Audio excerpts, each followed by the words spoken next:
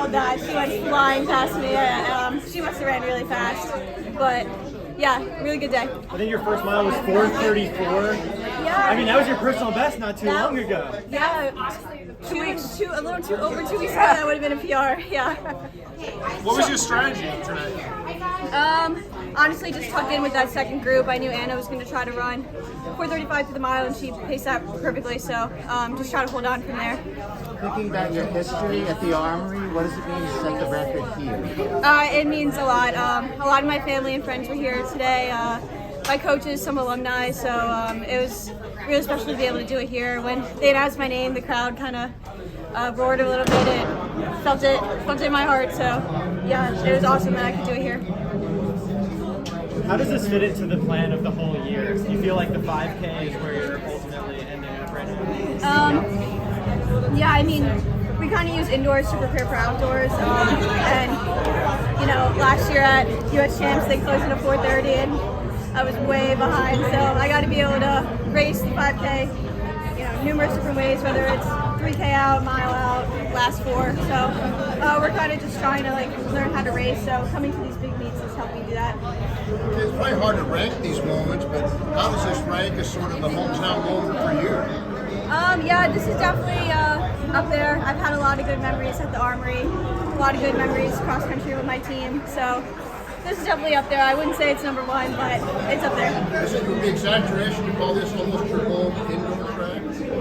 Not really. You know, I know the staff. I know, you know, my way around here, and it's cool, like seeing people that used to work here from when I was 12 years old racing still doing it because they love it. So yeah, I wouldn't say it's an exaggeration to call it home. It was not quite like the cross country nationals, but it seemed like you were very patient. You managed yourself. I mean, with the hype and all that, I guess how did you stick to such a sound race plan? Yeah, you know, it's a lot different from high school where I would kind of just go from the gun. It took me a while to like learn how to race within a race. You know, I was just realistic, knew I couldn't be with that top group, so I tried to run my own race plan that Coach Ennis kind of made for me, and she knows what she's doing. So I just follow what Boss Lady says, and usually it works out. And now that you've done that, you have a better sense of like what it would take to run like an 8:25 or to run with Alicia Monson. I mean, it's all stair steps for you, I would think.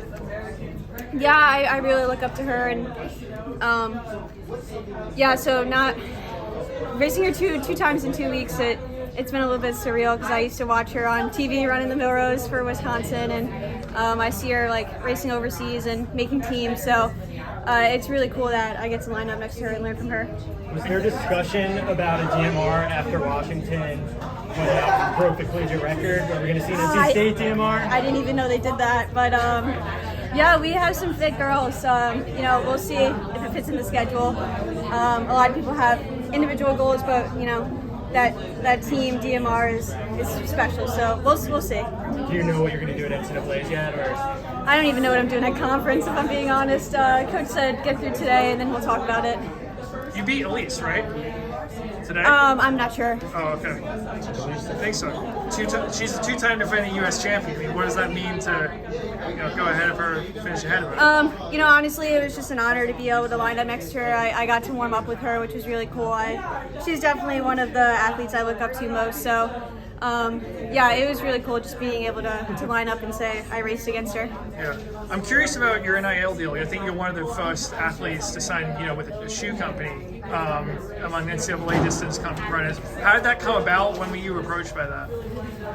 You know, it's new for everyone. I think we're still trying to learn while I'm going through the process, but yeah, it's just I'm kind of just building relationships, and you know, it's cool that the rules are changing, giving me an opportunity. So it kind of feels like I'm making history, being one of the first college athletes to sign with a big shoe company.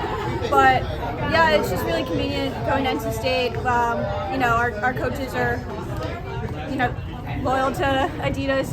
Hennis ran for them, so it's just easy. They help me out. Just being a student athlete is just really time consuming. So yeah, it's just cool, but I'm still learning as we go. Did you have any other shoe companies reach out to you about that sort of arrangement? Yeah, I mean, they're all, you know, it's all new, so they're all pretty similar. It's just, no, you're good. Yeah, it wasn't like this big like hurrah or anything. I try to keep it low key. Yeah. But yeah, it's just a cool opportunity, and I'm trying to take advantage of it just because in the future they might change the rules. So I'm just going with it. Yeah. You were able to bounce back really quickly after BU to obviously then run a fast mile at Dr. Sander. What did you do in that period of time over the holidays?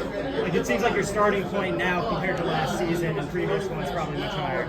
Yeah, I wasn't super happy with my race at BU. I think just the NCAA was really hard, taxing physically and emotionally. It was a long season, so I think after that 5K, we kind of realized I need to take a step back. So went home, relaxed.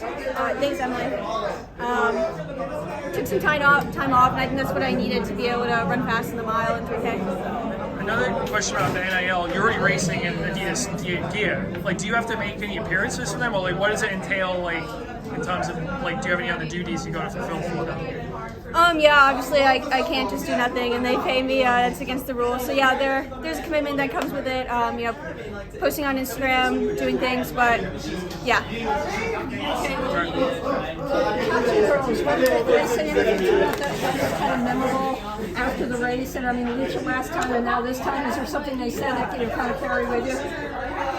Yeah, there are people I look up to. They just say good job and stuff, and to kind of get that validation from them is super cool because they went through the NCAA system. They know what it's like, and it's kind of cool that I get to follow their footsteps. How does breaking a collegiate record compare to breaking a high school record? It's definitely a bigger deal. Every time you climb the ranks and whatever level you're competing at, it's just bigger and bigger. So, yeah, it's cool. The high school ones were fun and all, and it set me up well for college. But when you break these records, it's kind of like names So, and honestly, people that are still competing. So, it's cool. Yeah, and to break it by that much, did you think you were going to be that much under the record today? Yeah, I knew that 840 was probably in range just based off the mile and the 5K. So, I didn't know if I was going to be able to run 8:35, and that's what I ran, or whatever. Yeah. Okay, yeah. But yeah, I was definitely tying up at the end. My close wasn't great. I was kind of just holding on, but Anna did a really good job pacing us through the mile. So once I was on there, I knew I had a little bit of room to slow down. Yeah. Did you have a separate pacer in that second group then? Yeah, there's two pacers. All right. Thank you.